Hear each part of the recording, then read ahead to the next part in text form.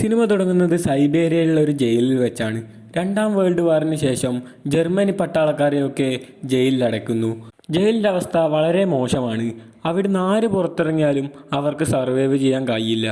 അത്രക്കും തണുപ്പാണ് അവിടെ. അതുകൂടാതെ അവിടുന്ന് പട്ടണത്തിലെത്തണമെങ്കിൽ 1000 കിലോമീറ്ററുകളോളം നടക്കണം. എത്രയോ കിലോമീറ്ററുകളോളം നടക്കണം. എന്നാൽ എല്ലാവരും ഭയന്നിരുന്നു. അവിടെ വലിയ സേഫ്റ്റി ഒന്നും വെച്ചിരുന്നില്ല. കാരണം അവിടെ ഉണ്ടായിരുന്ന ഗാർഡ്സിനൊക്കെ അറിയാമായിരുന്നു ഇവിടുന്ന് ആരും ചാടൂല, ചാടിയാൽ തന്നെ രക്ഷപ്പെടില്ല എന്ന്. അങ്ങനെ ഇരിക്കുമ്പോഴാണ് നമ്മുടെ ഹീറോ ആയ ക്ലെമൻസ് ഫോറലിന് ജയിലിൽ ചാടാൻ തീരുമാനിക്കുന്നത്. അവനൊരു ലക്ഷ്യം മാത്രം, ജയിലിൽ ചാടണം. ഇപ്പോൾ അവൻ അവൻ്റെ കുടുംബത്തെ നോക്കി ഇരിക്കുന്നു. അതായത് അവൻ്റെ കുടുംബത്തിൻ്റെ ഫോട്ടോ നോക്കിയിരിക്കുകയാണ്. അവൻ ഒറ്റ മൈൻഡാണ് ജയിലെങ്ങനെയെങ്കിലും ചാടണമെന്ന്. അങ്ങനെ ആദ്യ പരിശ്രമം അവൻ തുടങ്ങുകയാണ്. ആദ്യം തന്നെ അവൻ ജയിലിൽ ചാടാൻ പോയതും അവനെ ഗാർഡ്സ് പിടിക്കുന്നു. അതുകൂടാതെ അവനെ ശിക്ഷിക്കുകയാണ്. അതുകൂടാതെ അവൻ്റെ കൂടെ ജയിലിലുള്ളവർക്കൊക്കെ 2 ദിവസം ഫുഡ് കൊടുത്തിട്ടില്ല. അങ്ങനെ അവൻ്റെ പണിഷ്മെൻ്റൊക്കെ കഴിഞ്ഞ് അവൻ മറ്റുള്ളവരുടെ അടുത്തേക്ക് എത്തുമ്പോൾ അവരൊക്കെ അവനെ മർദ്ദിക്കുന്നു. കാരണം അവർക്കും ഇവൻ കാരണമല്ലേ ഫുഡ് കിട്ടാതായത്. അതുകൊണ്ട് തന്നെ അവനെ ക്രൂരമായി മർദ്ദിക്കുകയാണ്. ഇപ്പോൾ ക്ലെമൻസ് ഫോറലിനെ ഡോക്ടറെ അടുക്ക കൊണ്ടുപോവുകയാണ്. ഡോക്ടർ ജർമ്മൻകാരനാണ്. അപ്പോൾ ക്ലെമൻസ് ഫോറലിന് ബോധം വന്നതും ഡോക്ടറോട് പറയുകയാണ് എനിക്കെങ്ങനെയെങ്കിലും ജയിലിൽ ചാടണമെന്ന്. അപ്പോൾ ഡോക്ടർ പറയുന്നു ഞാൻ സഹായിക്കാം നിന്നെ എന്ന്. അതിനുശേഷം ഡോക്ടർ അവന് വേണ്ട സാധനങ്ങളൊക്കെ എടുത്തു കൊടുക്കുകയാണ്.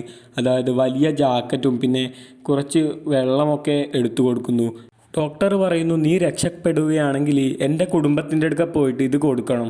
ഞാൻ അവസാന നിമിഷവും അവരെ സ്നേഹിക്കുന്നു എന്നുള്ള തെളിവാണിത്. ഇത് നീ അവരുടെ കയ്യിൽ കൊടുക്കണം എന്ന് പറയുന്നു. അതിനുശേഷം ക്ലെമൻസ് ഫോറൽ ജയിൽ ചാടാൻ പോവുകയാണ്.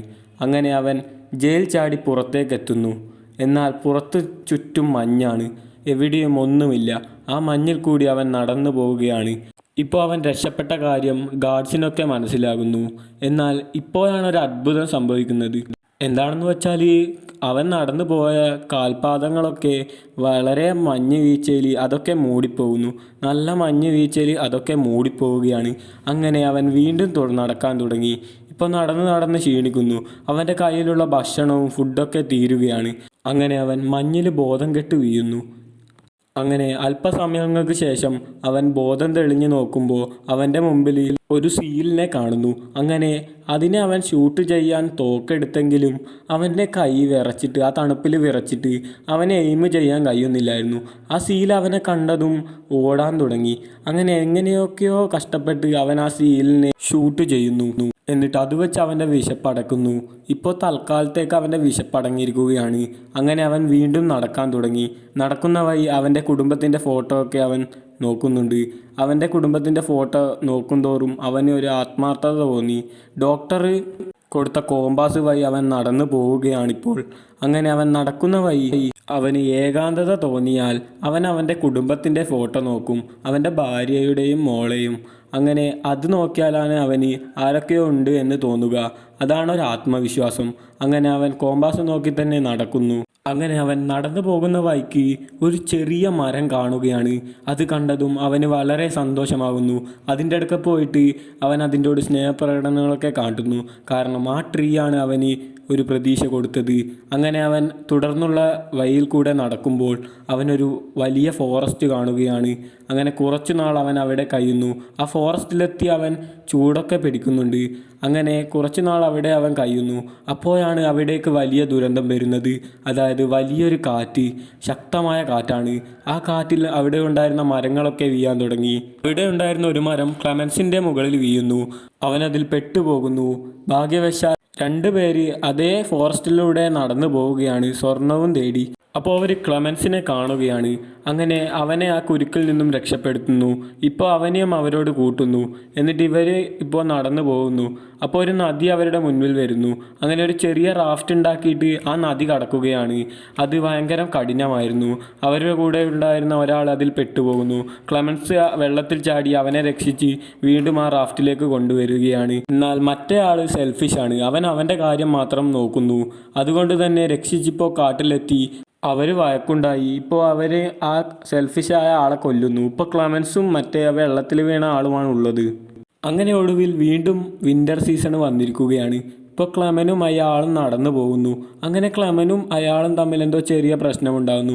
അപ്പോൾ അയാൾ ക്ലെമനെ തള്ളിയിടുകയാണ്. അങ്ങനെ ദേഷ്യപ്പെട്ടിട്ട് തള്ളിയിടുന്നതും ക്ലെമന് നേരെ താഴെ വീഴുന്നു. താഴെ വീണൊരു മരത്തിന് പോയി തലയിടിക്കുന്നു. അതിനുശേഷം അവൻ ബോധം കെട്ട് വീഴുകയാണ്. ബോധം എഴുന്നേറ്റ് നോക്കുമ്പോൾ അവന് നിറയെ ചെന്നായകൾ കൂടിയിരിക്കുന്നു. അപ്പോൾ അവൻ പെട്ടെന്ന് മരത്തിൻ്റെ മുകളിൽ കയറുന്നു. അങ്ങനെ ചെന്നായകൾ അവൻ്റെ ഡ്രസ്സൊക്കെ കടിച്ച് വലിക്കുന്നുണ്ട്. അപ്പോഴാണ് ആ മരം പൊട്ടി അവൻ താഴേക്ക് വീഴുന്നത്. അപ്പോൾ പെട്ടെന്ന് അവന് ചുറ്റുമുള്ള ചെന്നായകളൊക്കെ മരിച്ചു വീഴും. അതിന് കാരണം വേറെ ആരുമല്ല, അവിടേക്ക് കുറച്ച് ഹണ്ടേഴ്സ് വരും. അവർ ക്ലെമനെ രക്ഷിച്ചിട്ട് അവരുടെ വില്ലേജിലേക്ക് കൊണ്ടുപോകും. അതിനുശേഷം അവന് ട്രീറ്റ്മെൻറ്റൊക്കെ കൊടുക്കും. അവൻ്റെ മുറിവുകളൊക്കെ മാറ്റുകയാണ്. അങ്ങനെ ഇപ്പോൾ അവന് ബോധം വരുന്നു. അവൻ നോക്കുമ്പോൾ കുറേ വില്ലേജേഴ്സിനെ കാണുന്നു. ഇപ്പോൾ റഷ്യ പോലീസ് ക്ലെമൻ രക്ഷപ്പെട്ടു എന്ന് മനസ്സിലാക്കി അവനെ അന്വേഷിച്ച് പോകുന്നുണ്ട്. അങ്ങനെ അക്കാര്യം വില്ലേജേഴ്സിന് മനസ്സിലാകുന്നു. ഇപ്പോൾ ക്ലെമൻ പറയുന്നു, ഞാനിവിടെ ഉണ്ടായാൽ നിങ്ങൾക്കും ആപത്താണ്, അതുകൊണ്ട് ഞാനിവിടുന്ന് രക്ഷപ്പെടാം എന്ന് ക്ലെമൻ അവരോട് പറയുന്നു. അതിനുശേഷം അവിടുന്ന് ക്ലെമൻ പോവുകയാണ്. അവിടുന്ന് പോകുന്നതിന് ക്ലെമന് കുറച്ച് വിഷമങ്ങളുണ്ട്. കാരണം ക്ലെമൻ്റെ ഒറ്റപ്പെടൽ മാറിയത് അവിടുന്നാണ്. അവരോട് കൂടിയേരം ക്ലെമന് ഒറ്റപ്പെടലൊക്കെ മാറിയിരുന്നു. അങ്ങനെ ക്ലെമൻസ് ഇപ്പോൾ രക്ഷപ്പെട്ട് ഒരു ട്രെയിനിൽ പോവുകയാണ്. അങ്ങനെ ട്രെയിനിൽ പോകുന്നത് വഴി അവൻ ഒരു സ്ഥലത്തേക്ക് എടുത്തു ചാടുന്നു. അവിടെയൊക്കെ ഗാർഡ്സ് ആയിരുന്നു. അങ്ങനെ ഗാർഡ്സിനെ കണ്ടതും ക്ലെമന് അവിടുന്ന് ഓടി രക്ഷപ്പെടുകയാണ്. അവൻ്റെ കൂടെ വില്ലേജിൽ നിന്ന് വന്ന ഒരു നായയുമുണ്ട്. അവർ രണ്ടുപേരും ഇങ്ങനെ അവിടുന്ന് ഓടി രക്ഷപ്പെടുന്നു. എന്നാൽ ക്ലെമൻസ് ഓടി രക്ഷപ്പെട്ട് അവൻ്റെ മുമ്പിൽ നോക്കുമ്പോൾ ഒരു ഗാർഡ്. ക്ലെമൻ വിചാരിക്കുന്നു എല്ലാം കഴിഞ്ഞു എന്ന്. അപ്പോഴാണ് നമ്മൾ ഒട്ടും പ്രതീക്ഷിക്കാത്തൊരു സംഭവം നടക്കുന്നത്. അവൻ്റെ ഒപ്പമുള്ള നായ ആ ഗാർഡിനെ കടിച്ചു കൊല്ലുന്നു. അതിനുശേഷം ഇപ്പോൾ ക്ലെമൻ അവിടുന്ന് വീണ്ടും ഓടുന്നു. ക്ലെമൻ്റെ പുറകെ നിറയെ ഗാർഡുമുണ്ട്. അപ്പോഴാണ് ക്ലെമൻ ശ്രദ്ധിക്കുന്നത് അവൻ്റെ നായയെ അവർ കൊന്നിട്ടുണ്ടായിരുന്നു. അത് അവന് സഹിക്കാനാവുന്നില്ല. കാരണം അവനെ രക്ഷിച്ചത് ആ നായയാണ്. ഇപ്പോൾ അവൻ അവിടുന്ന് അതൊന്നും നോക്കാതെ വീണ്ടും ഓടുന്നു. അങ്ങനെ ഒരു പാലത്തുമ്മ കയറിയിട്ട് അവനൊരു ട്രെയിനിന് ഒന്നും നോക്കാതെ അതിൻ്റെ മുകളിൽ എടുത്തു ചാടിയിരിക്കുകയാണ്. അതിൻ്റെ മുകളിലാണ് അവൻ ചാടിയിരിക്കുന്നത്. അങ്ങനെ ക്ലെമൻ വീണ്ടും അവിടുന്ന് രക്ഷപ്പെടുകയാണ്. അങ്ങനെ അവനിപ്പോൾ കുറേ വർഷങ്ങൾക്ക് ശേഷം ഒരു ചെറിയൊരു വില്ലേജിലെത്തിപ്പെടുകയാണ്. അങ്ങനെ ആ വില്ലേജിലെത്തിയതും അവനവിടെ ഭക്ഷണങ്ങളൊക്കെ കാണുകയാണ്. അവന് വിശക്കുന്നുണ്ട്. എന്നാൽ അതൊന്നും വാങ്ങാൻ അവൻ്റെ കയ്യിൽ പണമില്ല. അങ്ങനെ അവനിപ്പോൾ ഒരു കേക്കിൽ തന്നെ നോക്കിയിരിക്കുമ്പോൾ അത് വിൽക്കുന്ന ഒരു സ്ത്രീ ക്ലെമനെ കണ്ടിട്ട് അതിൻ്റെ ഒരു പീസ് കൊടുക്കുന്നു. അങ്ങനെ അത് ക്ലെമന് കൊടുത്തതും ക്ലെമന് വളരെ സന്തോഷമാകുന്നു. അങ്ങനെ അവൻ അതൊരു മൂലക്ക് പോയിരുന്ന് കഴിക്കുന്നു. അതിനുശേഷം അവനൊരു ചർച്ചിൽ പോവുകയാണ്.